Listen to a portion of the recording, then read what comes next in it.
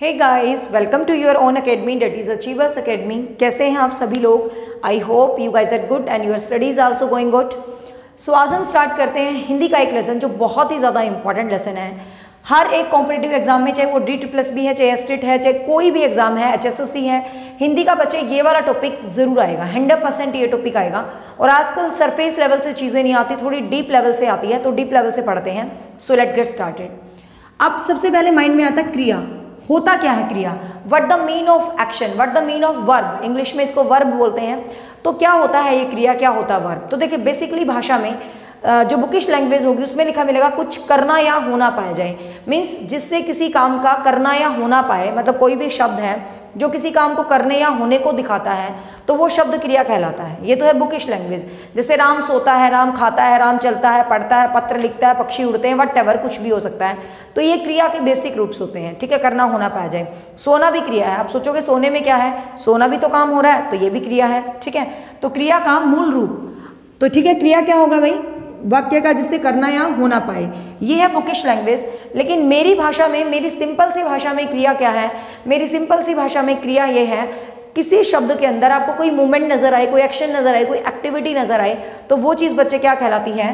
क्रिया कहलाती है। ठीक है, क्रिया का मूल रूप क्या कहलाता है? बहुत बार ये क्वेश्चन आता है, सीधा सीधा भी आ जाता है। क्रिया का मूल रूप क्या कहलाता है? तो क्रिया का मूल रूप क्या कहलाता है? धातु। मूल रूप का मतलब क्या है? जैसे आपको पता है पढ़ना क्रिया है। ठीक है, पढ़ना क्या है? क्रिया। तो जो इसका पढ़ है, पट है, जो पट धातु से बना है, इसमें ना जुड़ के प्रत्यय बन जाता है। जैसे लिख प्लस ना जुड़ के लिखना बन जाता है।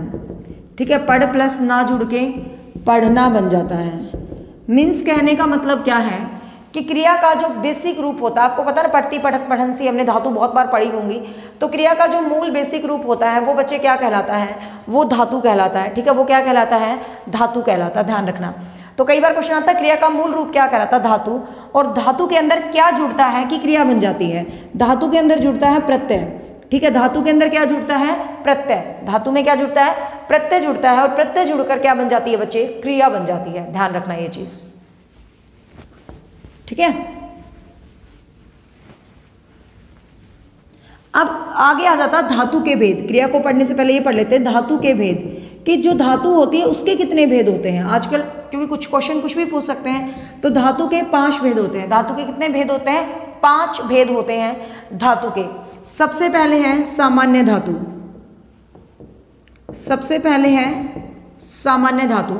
सामान्य धातु मतलब धातु का सामान्य स्वरूप जिससे बेसिक क्रिया बनती है। जैसे लिख, सामान्य रूप होगा ना, पढ़, तो धातु का सामान्य धातु कौन सी है? जैसे लिखना, पढ़ना, चलना, खाना, पीना, जो भी रोजमर्रा की एक्टिविटीज होती है सामान्य धातु होती हैं। सामान्य धातु मीन सीधा सीधा सा लॉजिक है, जो भाषा का रूढ़ रूप होता है जिसमें हम प्रत्यय लगाते हैं, जैसे लिखना, चलना, पढ़ना। तो ये जो चीज होती है बिल्कुल बेसिक सामान्य, ये क्या होती है? सामान्य धातु। ठीक है ना, जैसे लिखना, चलना, पढ़ना, खाना, पीना, ये सामान्य धातु है। दूसरा है यौगिक धातु, ये इसको बोलते हैं व्युत्पन्न धातु। ठीक है, यौगिक धातु, या इसको हम बच्चे क्या बोलते हैं? व्युत्पन्न धातु। व्युत्पन्न धातु। अब देखो, यौगिक का मतलब क्या होता है? यौगिक का मतलब होता है जोड़। यौगिक का मतलब क्या होता है? जोड़। ऐसी कोई क्रिया, ऐसा कोई धातु का मूल रूप जिससे कुछ दूसरा भी बन जा सकता है। जैसे हम लिखते हैं ना खाना, खाना भी तो क्रिया है, लेकिन खाना से बन गई खिलाना, खिलाना भी तो क्रिया है। तो ये क्रिया का यौगिक रूप हो गया। ठीक है, लिख से लिखना बना, लिख से लिखना बना, ये मूल रूप है, ये सामान्य रूप है। पढ़ से पढ़ना बना, ये सामान्य रूप है। लेकिन देख से देखने से दिखाना बना, अब ये भी तो क्रिया है, ये भी क्रिया है, और ये भी क्रिया है, ये भी क्रिया है। तो 2 क्रिया है, तो 2 को हमेशा क्या बोलते हैं भाई? योग, जोड़ा बोलते हैं ना 2 को। तो ये कैसा होगा? क्रिया का यौगिक रूप होगा। तो मीन सिंपल सा कॉन्सेप्ट आपको ध्यान रखना है, सामान्य और यौगिक धातु। तीसरी जो क्रिया का धातु का टाइप होता है वो होता है नाम धातु। और ये इंपॉर्टेंट है, पीछे एग्जाम्स में बहुत बार आई भी है। तीसरा होता है नाम धातु। नाम, नेम, नेम होते हैं नेमिंग वर्ड्स, जिनको जैसे हम संज्ञा होते हैं, विशेषण, संज्ञा, विशेषण और सर्वनाम से बनती है। नाम धातु किससे बनती है भाई? संज्ञा, विशेषण और सर्वनाम से बनती है। संज्ञा, विशेषण और सर्वनाम से बनती है क्या? नाम धातु। इस बात से मुझे एक बात और याद आ गई, ये याद रखना, क्वेश्चन आता है क्रिया के अंदर बदलाव, क्रिया के अंदर विकार किससे उत्पन्न होता है? तो लिंग से, वचन से, और जो ये होता है अपना जेंडर होता है, जैसे लिंग पुल्लिंग और ये पुरुष, स्त्रीलिंग पुल्लिंग एक ही बात होगी, ठीक है। लिंग से, वचन से और पुरुष से क्वेश्चन आ जाए क्रिया के अंदर, ये ऐसा क्वेश्चन आया होता विशेषण का पिछली बार, क्रिया के अंदर जो विकार उत्पन्न होता है वो किससे उत्पन्न होता है? तो क्रिया के अंदर जो विकार उत्पन्न होता है बच्चे, वो लिंग से होता है, वचन से होता है और किससे होता है? पुरुष से होता है। तो लिंग, वचन और पुरुष से क्रिया में क्या उत्पन्न होता है? विकार उत्पन्न होता है। क्योंकि लिंग से हो जाता है, मतलब मैं कहूँ मैं लड़का हूँ, वो मतलब लड़की खाती है, लड़का खाता है, भाई मैं खाता हूँ, ये खाती है, वे खाते हैं, तो आपको पता है खाता, खाती, खेते चेंज हो जाता है, ठीक है। तो ये क्वेश्चन याद रखना, क्वेश्चन आता है क्रिया में विकार किससे उत्पन्न होता है? तो लिंग, वचन और पुरुष से क्रिया में विकार उत्पन्न होता है, मतलब चेंजेस आते हैं, ठीक है। तो यहाँ सेम था ना, इसलिए मेरे को याद आ गया। तो संज्ञा, विशेषण और सर्वनाम, ये तीन चीजें होती हैं नाम धातु, मतलब इनमें जुड़ के जब कोई क्रिया बनती है, इनमें जुड़ के जब कोई क्रिया बनती है तो वो क्रिया कौन सी कहलाती है बच्चे? नाम धातु क्रिया कहलाती है। जैसे शर्म से बन गया शर्माना, शर्म से बन गया शर्माना, तो शर्म क्या है? शर्म क्या है? भाववाचक संज्ञा। शर्म क्या है? भाववाचक संज्ञा। और शर्म से क्या बन गया भाई? शर्माना। शर्म से क्या बन गया? शर्माना बन गया। जैसे कि आप ये सिंपल सा, हाथ से हथियाना बन गया, बात से बतियाना बन गया। सर्वनाम क्या है? जैसे अपना से अपनापन बन गया। अपनापन क्रिया होती है ना, कि मुझे उससे बहुत ज़्यादा अपनापन है, मैं अपना अपनापन नहीं, अपनापन तो एक वर्ड है, अपनाना, अपनाना बन सकता है, अपनाना, ठीक है। हमें चीज़ को देखना है, संज्ञा सर्वनाम में विशेषण है, तो अपना सर्वनाम होता है, तो अपना से अपनाना, भाई अपनाना एक क्रिया है, किसी चीज़ को अपनाना, एक्सेप्ट करना एक क्रिया है। अब जैसे गरम, गरम विशेषण है, शर्म तो संज्ञा थी, लेकिन गरम तो विशेषण है, गरम से बन गया क्या? गरमाना। तो मीन्स ध्यान रखना, नाम धातु संज्ञा क्या होती है, नाम धातु क्रिया क्या होती है? जो संज्ञा सर्वनाम और विशेषण शब्दों से बनती है। जैसे बात से बन गया बतियाना, चिकना से बनना चिकचिकाना, चिकनाना मतलब चिकना होना किसी चीज़ का, ठीक है। तो इस टाइप से बात से बन गया बतियाना, लाज से बन गया लजियाना। तो ये नाना नाना वाली होती है ना जो पीछे, बेसिकली ये नाम धातु होती है, बेसिकली क्या होती है? नाम धातु। तो क्वेश्चन आ भी जाए, नाम धातु जो होती है किस चीज़ से बनती है? तो संज्ञा से, विशेषण से और सर्वनाम से बनती है।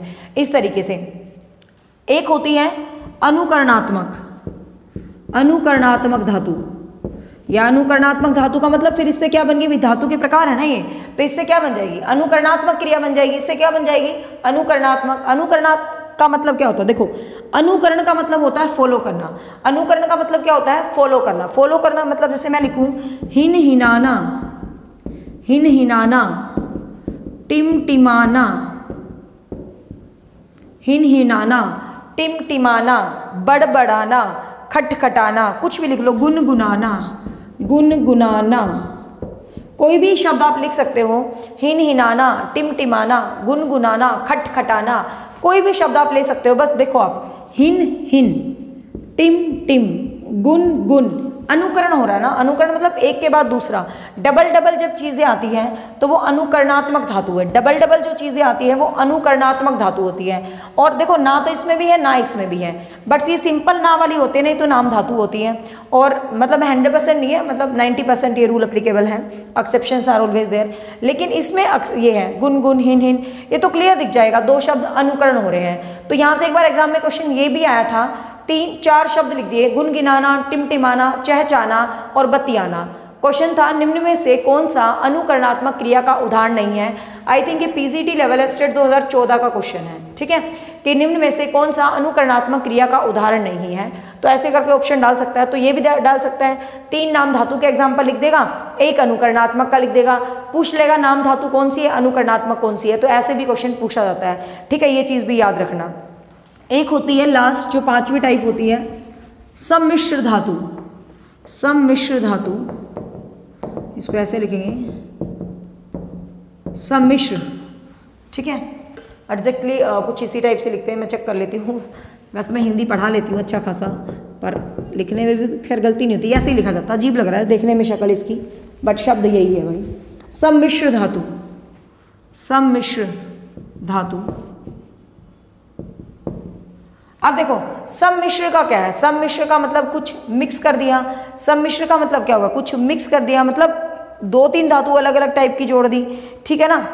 जैसे कि संज्ञा विशेषण जोड़ दिया, संज्ञा सर्वनाम जोड़ दिया, जैसे काम होना, काम करना, बतना, बतियाना, मतलब इस टाइप से। जैसे कि मैं लिख दूं अच्छा लगना, अच्छा होना, जैसे देखो अच्छा होना, अच्छा लगना, मतलब विशेषण से बन गया ना, अच्छा लगना, अच्छा होना, विशेषण के साथ जुड़ गया। काम करना, काम होना, मतलब इस टाइप से। अब वो कोई नाम धातु नहीं लग रहा कि यहाँ विशेषण के साथ कोई नहीं जुड़ रहा, इसमें ना मतलब ऐसे 2 वर्ड्स का पेयर मिलेगा, अच्छा होना, अच्छा लगना, करना, तो मतलब इस टाइप से। तो इस टाइप की जो होती है सम्मिश्र, मतलब इसमें क्या होगा, संज्ञा सर्वनाम सब कुछ मिक्स मैच करके लिख सकते हैं। भाई अच्छा हमने क्या लिख दिया, अच्छा हमने विशेषण लिख दिया, लेकिन अच्छा के साथ हमने क्या लिख दी, क्रिया लिख दी, तो विशेषण क्रिया मैच हो गई, तो इसको बोलते हैं सम्मिश्र धातु, ठीक है। तो धातु के आपको याद रखने 5 टाइप होते हैं। सामान्य धातु जो बिल्कुल जनरल होती है, यौगिक जो जुड़ के बनती है, नाम धातु अनुकरणात्मक बहुत ज़्यादा इंपॉर्टेंट है। ये क्रिया के टाइप भी हैं भाई, तो टाइप में मैं दोबारा नहीं बताऊंगी। नाम धातु क्रिया पूछे तो वही बात है जो संज्ञा विशेषण से बनती है, अनुकरणात्मक क्रिया पूछे तो सेम वही बात है, अनुकरण हो रहा है, ठीक है। तो आपको कंफ्यूज होने की जरूरत नहीं, वो टाइप ऑफ क्रिया में भी आ जाती है। अब आते हैं क्रिया के मेन चैप्टर के ऊपर, जो भयंकर तरीके से एग्जाम में पूछा जाता है हमेशा। सबसे बढ़िया वाला टॉपिक, सबसे अच्छा वाला टॉपिक जो एग्जाम के लिए फेवरेट है, क्रिया के टाइप। सबसे मेन कर लेते हैं क्रिया के टाइप, क्रिया के प्रकार, क्रिया के प्रकार, ठीक है।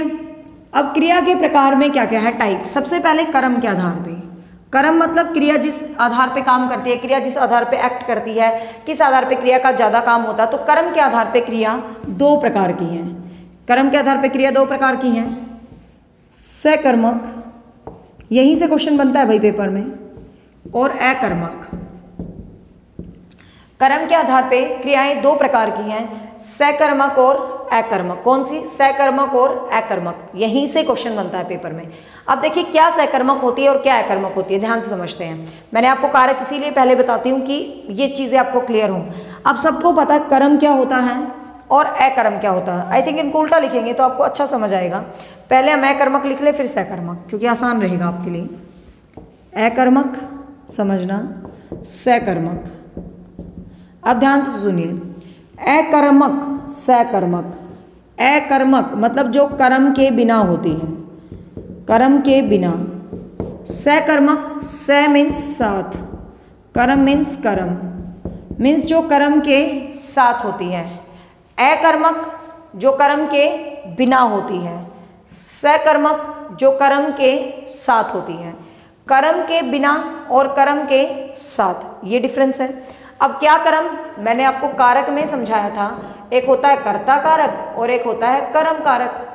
कर्ता कारक जो एक्शन को करता है, जो काम को करने वाला होता है, वो कर्ता कारक होता है, जिसका पहचान हमें कौन से होती है, कर्म कारक, जिसके ऊपर फल पड़ता है, जिसके ऊपर फल पड़ता है, जिसकी पहचान हम क्या से करते हैं, वाक्य में क्या आ जाता है तो कर्म कारक होता है। कर्ता कारक में सिर्फ क्या होता है, कर्ता और क्रिया। कर्ता कारक में क्या होता है, कर्ता और क्रिया, लेकिन कर्म कारक में क्या होता है, कर्ता, कर्म और क्रिया, ठीक है। ये कुछ फॉर्मेशन बन जाती है सेंटेंस की। कैसे आएगा पेपर में क्वेश्चन, ध्यान से समझते जाना। अकर्मक मतलब जिनमें कर्म नहीं होता। यदि मैं लिखूं राम सोता है, राधा नाचती है, पक्षी उड़ते हैं,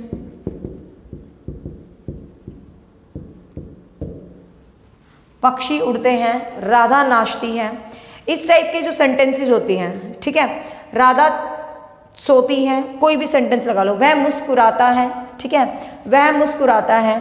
तो कोई भी इस टाइप के जो सेंटेंसेस होते हैं जिनके अंदर कर्म आपको विद्यमान ही नहीं होता सेंटेंस में, सिंपल सेंटेंस बताऊंगी फिर हाई लेवल के सेंटेंस बताऊंगी, कर्म आपके विद्यमान ही नहीं होता, तो वो कौन से होते हैं, अकर्मक होते हैं। वो कौन सी होती है, अकर्मक क्रियाएं होती है। जैसे देखो राम सोता है, अब यहाँ ये तो नहीं ना क्या सोता है, सोना जो क्रिया है क्रिया का मुख्य प्रभाव जब कर्ता पर हो, सीधी सीधा सा लॉजिक क्या है, क्रिया का मुख्य प्रभाव जब कर्ता के ऊपर होता है, क्रिया का 100% असर जब कर्ता के ऊपर ही होता है, तो वो कौन सी होती है, अकर्मक क्रिया। वो कौन सी होती है बच्चे, अकर्मक क्रिया। लेकिन सकर्मक में जैसे मैं लिखूं राम खाना खाता है, राम खाना खाता है। अब खाने का इफेक्ट खाना पे है, मतलब खाता क्या है, खाना। खाता क्या है, ध्यान से देखो, खाता क्या है, खाना। क्या का आंसर मुझे सेंटेंस में मिल गया है, तो क्या का आंसर सेंटेंस में मिलता है, वो सकर्मक क्रियाएं ही होती हैं ज़्यादातर। अब यहाँ देखो राधा नाचती है, नाचती कौन है भाई, राधा। नाचने का पूरा पूरा इफेक्ट किस पे है, राधा पे, तो अकर्मक क्रिया। पक्षी उड़ते हैं, कौन उड़ रहे हैं, पक्षी। उड़ने का जो एक्ट है वो कौन कर रहे हैं, पक्षी ही कर रहे हैं। लेकिन ध्यान समझना, मैं लिखूं पतंग उड़ती है, पतंग उड़ती है। अब ये देखो, अब बच्चों को लग रहा होगा उड़ने का काम तो पतंग कर रही है, उड़ने का काम तो पतंग कर रही है, ऐसा लग रहा होगा ना। लेकिन क्या आपने देखा, पतंग अपने आप उड़ती है, ढील देनी पड़ती है, पतंग को उड़ाना पड़ता है, पतंग कभी नहीं उड़ती। जब आपका कर्ता मिसिंग हो, जब आपका कर्ता मिसिंग हो ना सेंटेंस में, मतलब काम को करने वाला बंदा ही नहीं दिख रहा आपको सेंटेंस में, तो वहां पर 99% सकर्मक क्रियाएं होती हैं। ध्यान रखना, वहां पर 99% सकर्मक क्रियाएं होती हैं जब आपका कर्ता मिसिंग हो। पतंग उड़ती है, अपने आप नहीं उड़ती, कोई उड़ा रहा है। अब जो उड़ा रहा है वो कर्ता है, वो मिसिंग है, कर्ता मिसिंग होता है। ऐसे सेंटेंस मोस्टली क्या होते हैं, सकर्मक होते हैं। कुछ एग्जाम्पल लिखती हूँ मैं अच्छे, ये बेसिक आपको समझ आ गया होगा, यहाँ से ही क्वेश्चन पेपर में जरूर आएगा, तो इसको बिल्कुल अच्छे से करेंगे, टाइम लग जाएगा, नो प्रॉब्लम। छोटे बच्चे बात बात पर रोते हैं, सेंटेंस है छोटे बच्चे। अच्छे एग्जाम्पल लिखती हूँ, आप खुद आंसर देने का कोशिश करना, फिर मैं दूंगी। छोटे बच्चे बात बात पर रोते हैं, गेहूं पिसता है, एसरेट एग्जाम का क्वेश्चन है ये, गेहूं पिसता है। फसल उगाई है, फसल उग आई है, फसल उगाई है, फसल उगाई है। और सेंटेंस ले लेते हैं, अच्छे से सेंटेंस लेती हूँ, कुछ यूनिक से ढूंढ के। राधा विद्यालय जाती है, दिमाग की बत्ती खोलेंगे ये सेंटेंस आपके। पेड़ से डाली टूट गई, पेड़ से डाली टूट गई।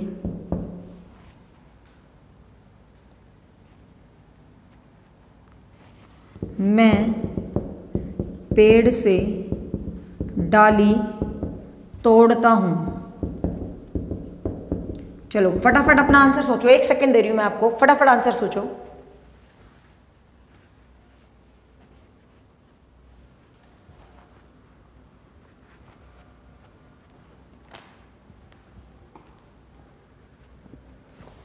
एक और लिख देती हूँ बढ़िया सा एग्जाम्पल। पक्षी पंखों से उड़ते हैं, एक है पक्षी उड़ते हैं, कंफ्यूजन। आंसर फटाफट 1 सेकंड सोचो, बस 1 सेकंड सोचने का दे रही हूँ ताकि बेस्ट आप कर सको। बूंद बूंद से घड़ा भरता है,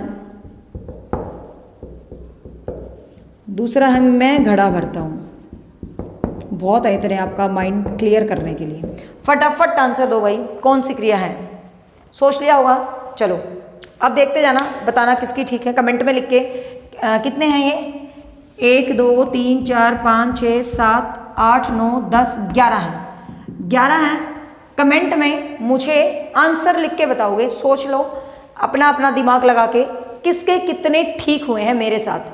कमेंट बॉक्स में मुझे नंबर लिख देना, बस 9 8 7 किसके कितने ठीक हुए नंबर लिखना, ठीक है। अब देखिए, क्योंकि क्लासेस ऐसे पढ़ोगे तभी दिमाग की बत्ती खुलेगी, तभी पेपर पास होएगा।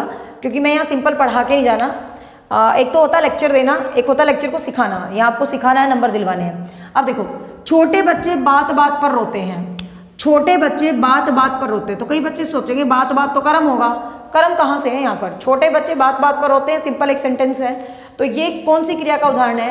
अकर्मक, क्योंकि यहाँ कोई भी कर्म हमें नजर नहीं आ रहा, ये अकर्मक क्रिया का उदाहरण है। सबसे विवादित पर्सन जो बहुत बार एसटेट के एग्जाम में आया, शायद 3 टाइम रिपीटेड हुआ है, गेहूं पिसता है।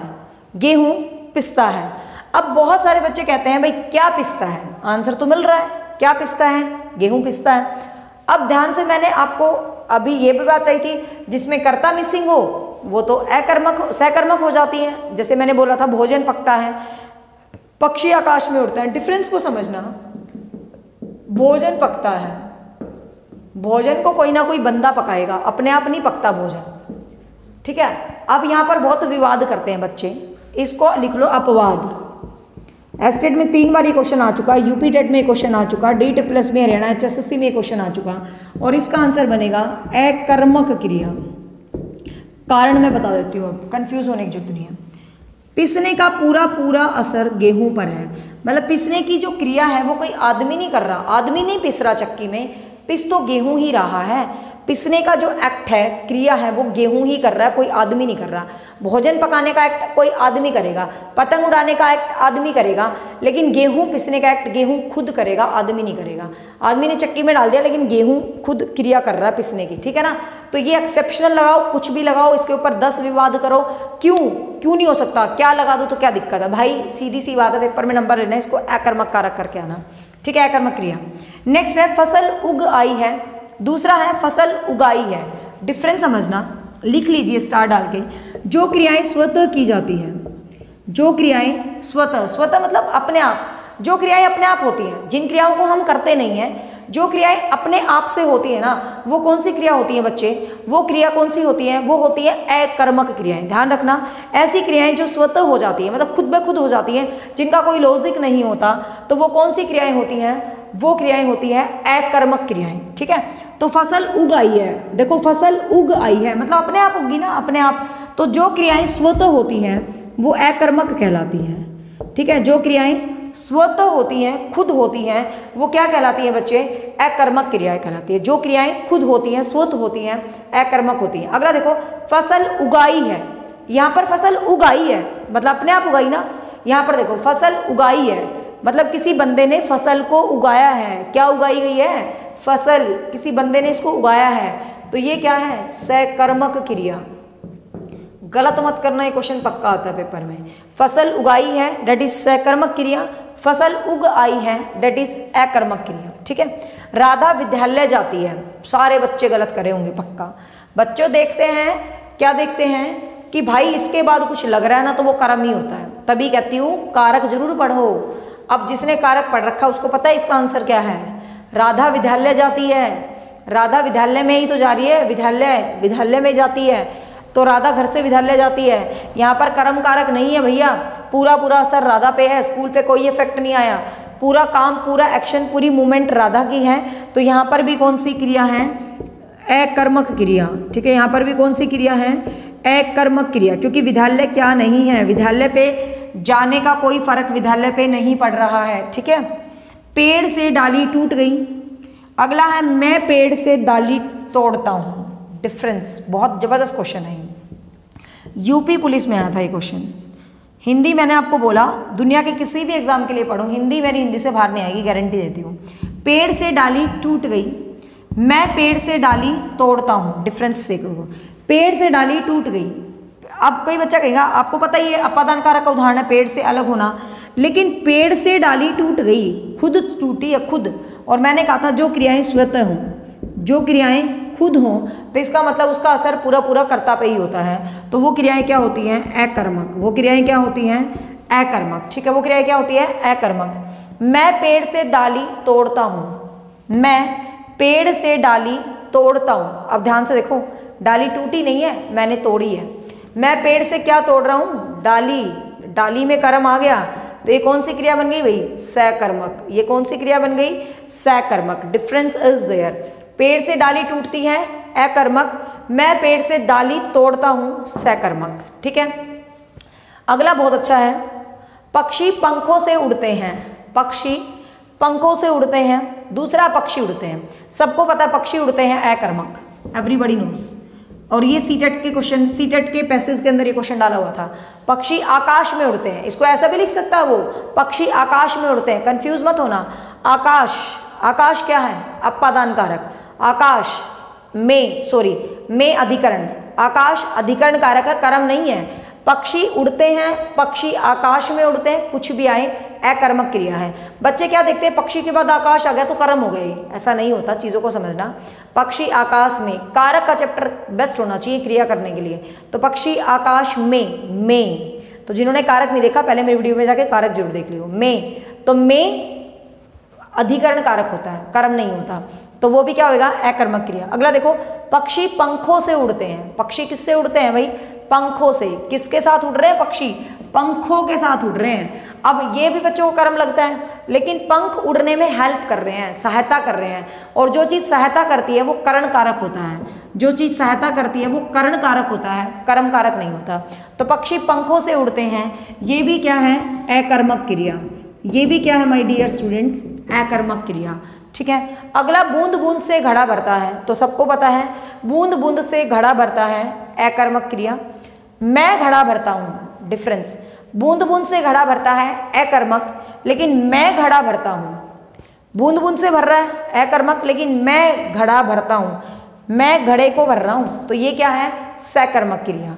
क्योंकि भरना क्रिया है और घड़ा कर्म है और मैं करता है, तो ये क्या है? सकर्मक क्रिया। ठीक है। तो ये थे टॉप 8 एग्जाम्पल्स, जिनसे आई थिंक आपका माइंड बिल्कुल क्लियर हो गया होगा कि आप ये बिल्कुल भी गलत नहीं करोगे एग्जाम में। अब मुझे कमेंट बॉक्स में लिख के बताना 11 में से किसके आंसर कितने ठीक थे। जिसके 11 में से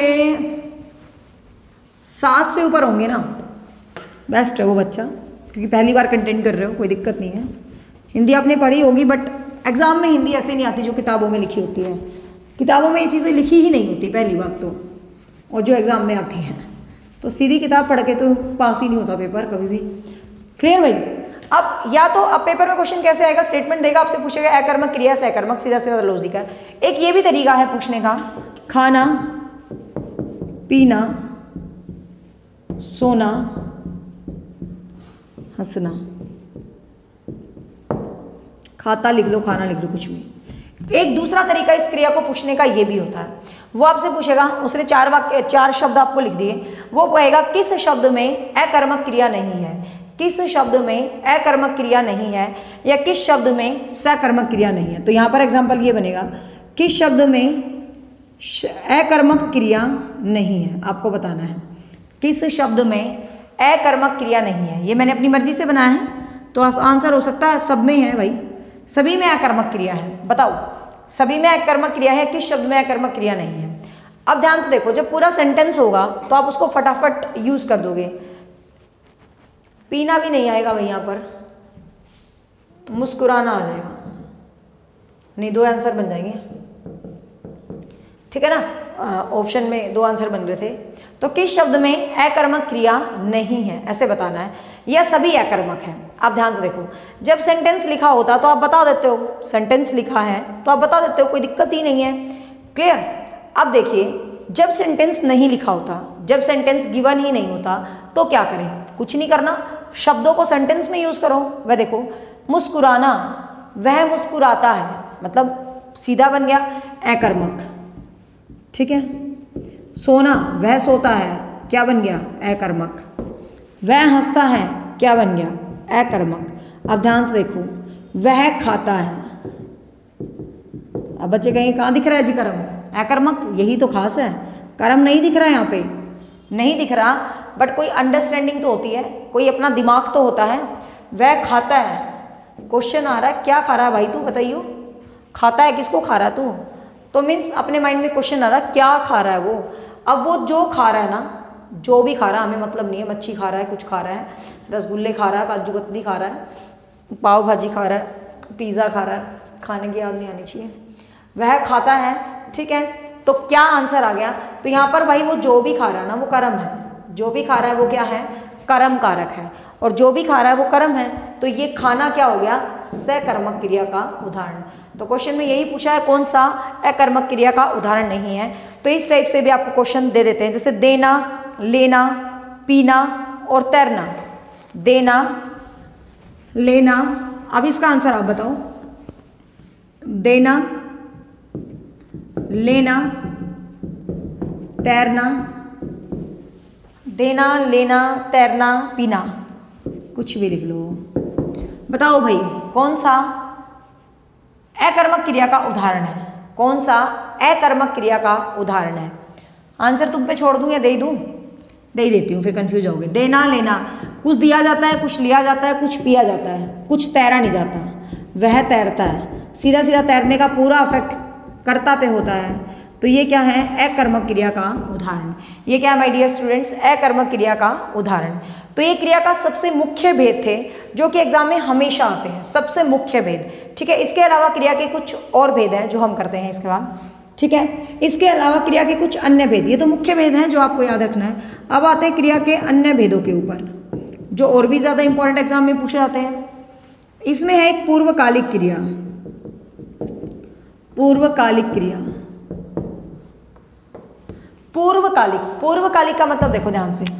पूर्वकालिक, इसके अंदर क्या होती है? दो क्रियाएं होती हैं। ठीक है, और जो पहले की जाती है, दो क्रियाएं होती हैं और जो पहले की जाती है वो कहलाती है पूर्वकालिक। जैसे वह खाना खाकर विद्यालय गया। वह खाना खाकर विद्यालय गया। मैंने मैडम की क्लास देखकर कोर्स ज्वाइन किया। कैसे लिखते हैं हिंदी में ज्वाइन? मैंने मैडम की, ऐसे कुछ लिखते हैं, पता नहीं भाई ज्वाइन कैसे लिखते हैं, छोड़ो, ज्वाइन नहीं होता हिंदी में, कोर्स में दाखिला लिया, कुछ भी। ठीक है, अब देखो वह खाना खाकर विद्यालय गया। तो यहाँ पर इस सेंटेंस में दो क्रियाएं हैं। वह खाना खाकर, एक तो खाना खाना और एक स्कूल जाना। ठीक है, एक खाना खाना सॉरी, एक खाना खाना और एक स्कूल जाना। तो जो क्रिया पहले होती है, जो क्रिया पहले होती है वो क्या कहलाती है? पूर्वकालिक क्रिया कहलाती है। वो क्या कहलाती है? पूर्वकालिक क्रिया कहलाती है। अब देखो, मैंने मैडम की क्लास देखकर कोर्स ज्वाइन किया। तो पहले आपने मेरी क्या देखी? क्लास देखी। पहले आपने मेरी क्या देखी? क्लास देखी। क्लास पसंद आएगी तो भाई कोर्स ज्वाइन किया। ठीक है, क्लास ही नहीं पसंद आती तो कहाँ से कोर्स ज्वाइन करते हैं? तो कोर्स चल रहा है भाई, अपने कोर्स के लिए अपने दोस्तों को बता दिया करो। ठीक है, मैंने मैडम की क्लास देखकर कोर्स ज्वाइन किया। तो सीधा सीधा सा लॉजिक है मेरा यहाँ, पब्लिसिटी नहीं समझाना, क्योंकि मैं कोई भी एग्जांपल बनाती हूँ जो मेरे दिमाग में आते हैं, कॉपी पेस्ट नहीं। ठीक है, तो मैंने मैडम की क्लास देखकर, तो जो काम पहले हुआ, क्लास देखना, तो पूर्वकालिक है। खाना खाना पूर्वकालिक है और ये बाद वाली पूर्वकालिक नहीं है। ठीक है, नेक्स्ट है असमापिका क्रिया। नेक्स्ट है असमापिका क्रिया। असमापिका क्रिया। ठीक है, अब देखो असमापिका क्रिया कौन सी होती है? असमापिका, नाम से देखो, समापिका मतलब जो समाप्त करती है, समापिका मतलब जिससे सेंटेंस समाप्त होता है। समापिका मीन्स सीधा सीधा सा लॉजिक है, जिससे सेंटेंस समाप्त होता है वो क्या कहलाती है भाई? समापिका क्रिया कहलाती है। असमापिका क्या होगा? जिससे सेंटेंस समाप्त ना हो तो वो क्या हो गया भाई? असमापिका क्रिया होगी। जैसे कि मैं एक एग्जांपल लिख देती हूँ। वह खेत में जाने को व्याकुल था। वह खेत में जाने को व्याकुल था। ठीक है, वह खेत में जाने को व्याकुल था। कुछ ये एग्जांपल आप ले सकते हो इसके अंदर। बाकी का अच्छा सा एग्जांपल है, पेपर था मेरे पास, एक सेकेंड में देख लेती हूँ, पेपर में आया हुआ है। वैसे तो कोई दिक्कत नहीं, मुझे याद है और भी, बट वो एग्ज़ाम का आया हुआ एग्जाम्पल था। हाँ, तो मुझे ध्यान नहीं आ रहा, पेपर में आया था पिछली बार, तो मेरे को ये था कि एज इट इज़ वही एग्जाम्पल मैं आपको बताऊं। ये था लड़के खेलते खेलते थक गए। हाँ यही था, सॉरी, लड़के खेलते खेलते थक गए। लड़के खेलते खेलते थक गए। अब ध्यान से देखें,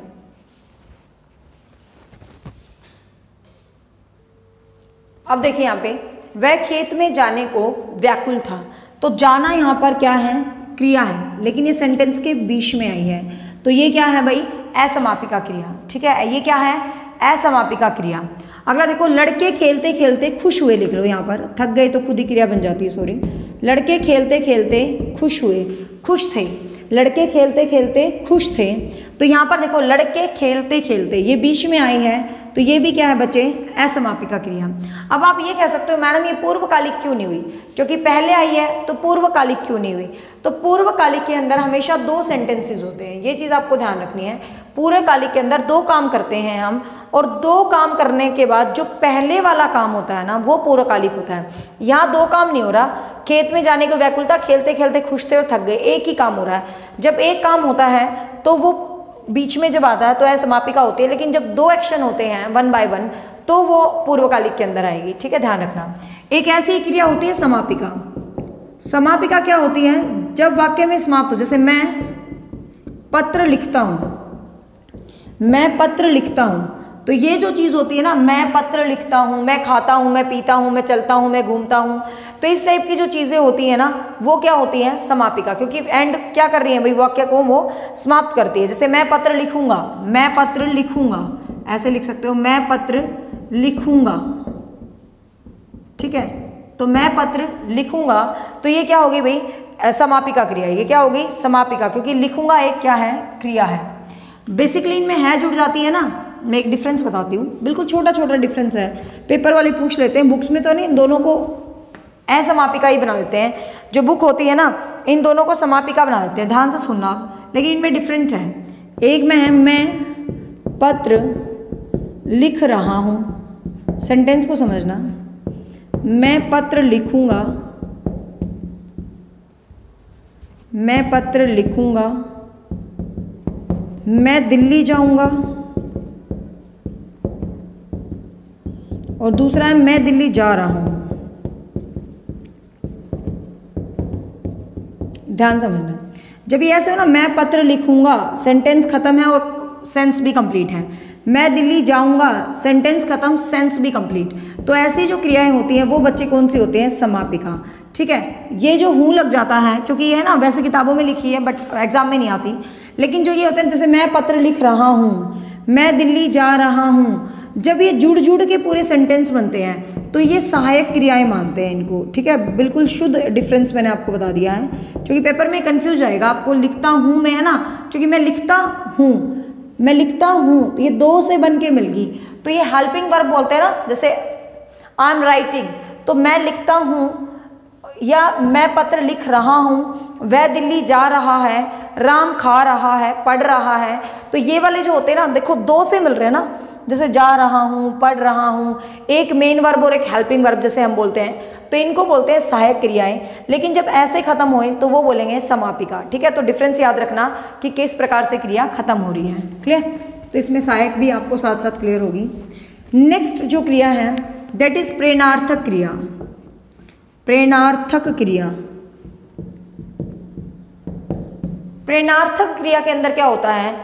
प्रेरणा देना। हम ऐसे याद करेंगे, हम किसी को प्रेरणा देते हैं, इसमें जो कर्ता होता है ना वो खुद काम नहीं करता, इसमें जो कर्ता होता है वो खुद काम नहीं करता बल्कि किसी और से करवाता है। ठीक है, कर्ता खुद काम ना करके किसी और से काम करवाता है, तो प्रेरणार्थक क्रिया बनती है। कैसे? वह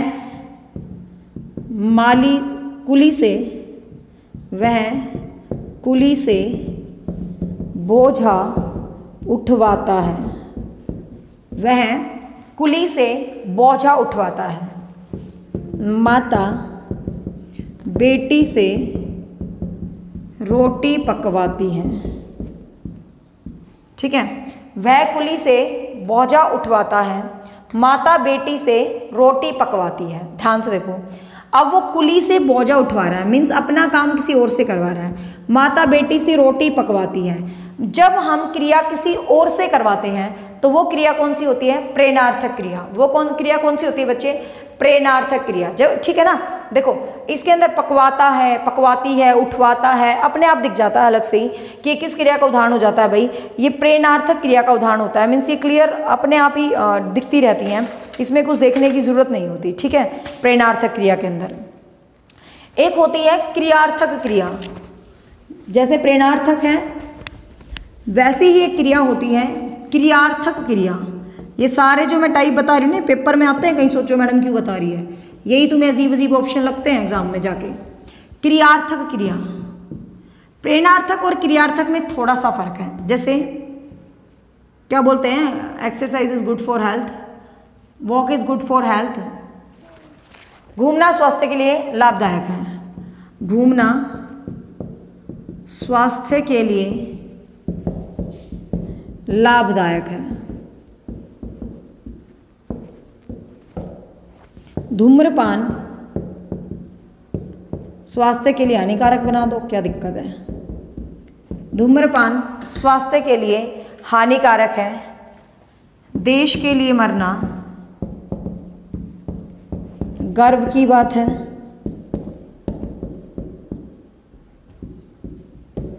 अब ऐसे जो सेंटेंस होते हैं बच्चे जिसके अंदर जो क्रिया होती है ना, इसको इंग्लिश में जीरन बोलते हैं। इंग्लिश करवाऊंगी, इसको इंग्लिश में क्या बोलते हैं, जीरन बोलते हैं। बहुत जीरन पार्टिसिपल बहुत आता है पेपर में। घूमना स्वास्थ्य के लिए लाभदायक है, धूम्रपान स्वास्थ्य के लिए हानिकारक है, देश के लिए मरना गर्व की बात है। मतलब जब ये सेंटेंस होते हैं ना, सिंपल सी बात है, जो ये फ्रेजेस होती है ना, मतलब फ्रेजेस जो सर्वव्यापक है, सारी दुनिया को पता है, मतलब जो यूनिवर्सल सबके लिए सेम होती है, इसको आप चेंज नहीं कर सकते। जो चीज़ यूनिवर्सली लागू होती है, पूरी दुनिया के लिए लागू होते हैं, ऐसी जो क्रियाएं होती है ना, वो कौन सी होती हैं, क्रियार्थक क्रिया। मतलब इसमें क्रिया देखने में तो क्रिया लगती है, लेकिन वो मूवमेंट नहीं करती, संज्ञा की तरह एक्ट करती है।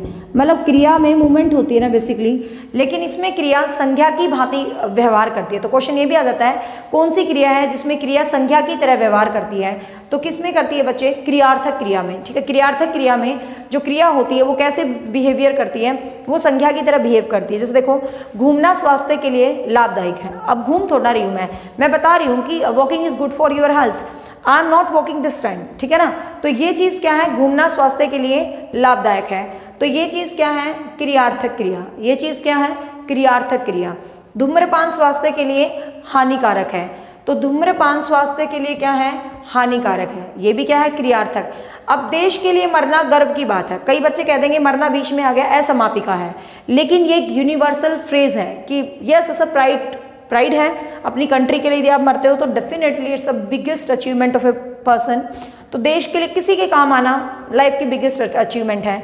मैं तो टीचर्स को भी मानती हूँ, क्योंकि टीचर्स ही हमेशा दूसरों की हेल्प करते हैं, मतलब पढ़ाते हैं, कुछ भी लगा लो। आई एम टीचर, इसलिए मैं तारीफ़ नहीं कर रही, बट शुरू से ही मुझे कभी लाइफ में था भी नहीं कि मुझे टीचर बनना है, but I don't know why, I always love my teachers. My parents तो आपको पता दुनिया में सबसे ऊपर होते हैं, और उसके बाद टीचर से बड़ा तो कोई होता ही नहीं, मतलब पेरेंट्स और टीचर। ठीक है, तो देश के लिए मरना गर्व की बात है, तो यूनिवर्सली है ये फैक्ट, इसलिए आप इसको असमापिका नहीं कहेंगे। असमापिका एक जनरल सी बात होती है, ये यूनिवर्सल चीज़ें होती हैं। ठीक है ना। अब एक बार पेपर में ये भी आ गया कि ये जो मरना है, जो धूम्रपान करना, घूमना है, ये क्या है, तो ये क्रियार्थक क्रिया है, सबको पता है भाई ये क्रिया है, लेकिन ऑप्शन में दे ही नहीं रखा ये क्रिया है। ऑप्शन में दे रखा है संज्ञा है, सर्वनाम है, विशेषण है या क्रिया विशेषण है। ऐसे ऑप्शन में दे दिया तो आप इनको संज्ञा टिक करके आ सकते हो। क्रियार्थक क्रियाओं के कोई भी वर्ड को अंडरलाइन कर दे, यदि ऑप्शन में क्रियार्थक क्रिया नहीं दे रखा तो आप उसको संज्ञा टिक कर सकते हो, वहाँ पर कोई भी अपनी गलती, आपकी गलती नहीं मानेगा। तो ये चीज़ आपको ध्यान रखना। ठीक है,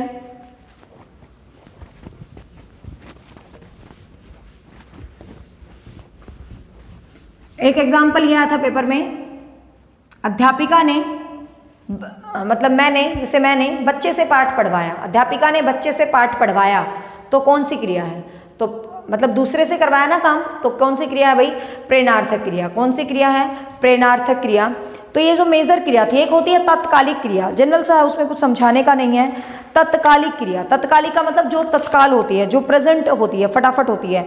जैसे कहता ना, वह गिरते ही मर गया, वह गिरते ही मर गया।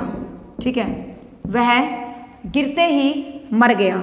तो ध्यान से देखो, यहाँ पर भी दो काम हो रहे हैं, चीज़ों को समझना है। यहाँ पे भी दो काम है, वह गिरते ही मर गया, भाई पहले तो गिरा और फिर गिरते ही मर गया, दिख रहा है ना मुझे, गिरा और गिरते ही मर गया, भाई दो काम है, तो हम इसको कह देंगे पूर्वकालिक है ये। ठीक है, लेकिन ये पूर्वकालिक नहीं है। क्यों, इसमें एक शब्द आया, देखो ही, इस शब्द को पहचान लो, क्योंकि वह गिरते ही मर गया, जैसे ही गिरा वैसे ही मर गया। तो ही शब्द आपको क्या दिखा रहा है कि भाई मैं पूर्वकालिक नहीं हूं, मैं क्या हूं, तात्कालिक क्रिया हूं। ठीक है, मैं क्या हूं, तात्कालिक क्रिया। एक जो सकर्मक होती है ना, सकर्मक जो क्रिया होती है वो दो टाइप से होती है भाई, एक कर्मक और द्विकर्मक। जो सकर्मक क्रिया होती है वो बेसिकली दो टाइप से होती है, एक कर्मक क्रिया और द्विकर्मक क्रिया। क्या फर्क है एक कर्मक और द्विकर्मक? एक कर्मक मतलब जिसमें एक कर्म है, वह पत्र लिखता है, वह पत्र लिखता है। ये क्या है, एक कर्म, क्योंकि इसमें एक कर्म है, वह पत्र लिखता है, एक कर्म है तो एक कर्मक क्रिया होगी। ठीक है, अब मैं कहूं वह शाम को खाना देता है। अब यहाँ पे देखो, एक तो शाम हो गया, एक खाना हो गया, एक क्या हो गया, शाम हो गया और एक क्या हो गया, खाना। वह मोहन को पत्र भेजता है। एक पत्र हो गया और एक मोहन हो गया। तो ऐसे वाले वाक्य क्या कहलाते हैं, ये कहलाते हैं द्विकर्मक क्रिया। ये क्या कहलाते हैं माय डियर बच्चे, द्विकर्मक क्रिया। अब ये द्विकर्मक क्रिया दो टाइप से होती है, एक होती है प्रत्यक्ष और एक होती है अप्रत्यक्ष। इंग्लिश में भी ये टॉपिक कराऊंगी मैं, डायरेक्ट ऑब्जेक्ट और इनडायरेक्ट ऑब्जेक्ट, पक्का आता है इंग्लिश में ये पेपर। सब्जेक्ट ऑब्जेक्ट कॉम्प्लीमेंट वाला जो चैप्टर है उसमें आता है डायरेक्ट ऑब्जेक्ट इनडायरेक्ट ऑब्जेक्ट, इसी चैप्टर को कराऊंगी अच्छे से। अब देखो, वह शाम को खाना देता है, वह मोहन को पत्र भेजता है। अब यहाँ पर आप बात को ध्यान से सुनना, वह मोहन को शाम को, दो चीज है, एक तो डायरेक्ट ऑब्जेक्ट है, एक इनडायरेक्ट, मतलब एक तो प्रत्यक्ष कर्म है और एक अप्रत्यक्ष कर्म है। प्रत्यक्ष कौन सा होता है, जो डायरेक्ट ऑब्जेक्ट होता है, जैसे वह राम को खाना देता है, क्या का आंसर जो हमें देता है ना, क्या का आंसर जो हमें देता है, जो नॉन लिविंग होता है, जो नॉन लिविंग होता है और जो क्या का आंसर देता है वो तो होता है हमारा डायरेक्ट ऑब्जेक्ट। मीन्स खाना और पत्र ये क्या है, प्रत्यक्ष कर्म। हिंदी में थोड़ा मुश्किल सा लग रहा है, डायरेक्ट ऑब्जेक्ट इनडायरेक्ट ऑब्जेक्ट आसान होते हैं, तो ये प्रत्यक्ष कर्म हो गया। लेकिन ये देखो, मोहन जो ये होता है ना, लिविंग थिंग्स, जो ह्यूमन बींग्स होते हैं, लिविंग होते हैं, वो क्या होते हैं बच्चे, प्रत्यक्ष, अप्रत्यक्ष। ठीक है, इनडायरेक्ट ऑब्जेक्ट। सीधी सी बात है, सच्चा कर्म कौन होता है, जो क्या का आंसर दे, कि वह मोहन को खाना देता है, क्या देता है, खाना, क्या भेजता है, पत्र, तो क्या का आंसर दे रहे हैं, ये सच्चा कर्म है। तो हम कहेंगे सच्चा कर्म है तो मतलब प्रत्यक्ष है, ये डायरेक्ट दिख रहा है तो ये प्रत्यक्ष कर्म है। ये इनडायरेक्ट है क्योंकि ये कई बार संप्रदान की भूमिका निभाता है। मैंने आपको कारक में सिखाया था, जैसे वह भिखारी को खाना देता है, तो भिखारी को जब खाना दिया जा रहा है तो वहाँ पर कर्म नहीं होता, वहाँ पर क्या होता है भाई, संप्रदान होता है।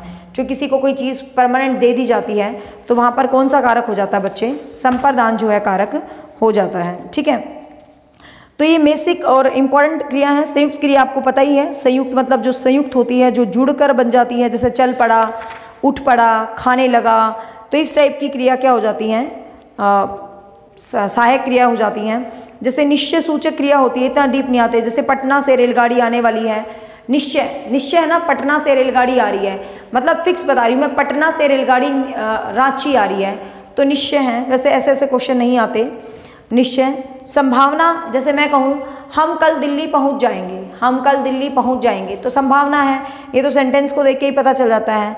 ठीक है ना, देख लो, मतलब मैं बोल देती हूँ, निश्चय मतलब मेन क्रिया यही थी, बट कुछ सिंपल सा जनरल नॉलेज के लिए, निश्चय सूचक क्रिया मान लो ऑप्शन में आ जाए तो क्या करोगे, तो आपको ऑप्शन ही देख के आइडेंटिफाई करो। निश्चय मतलब जो निश्चित है, मैं कहूँ पटना से ट्रेन रांची आएगी, तो निश्चित है ना भाई कि पटना से ट्रेन रांची आ रही है, निश्चयवाचक हो गया।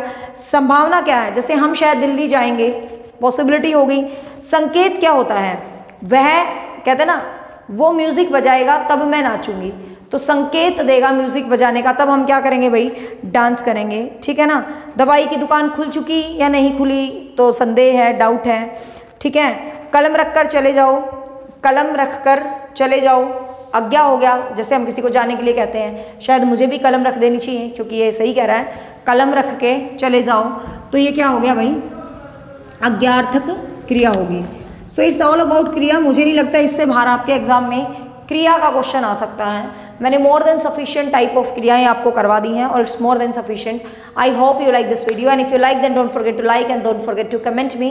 Bye bye, take care, have a nice day, thank you so much. I am just waiting for your feedback because your feedback matters a lot for me. Bye.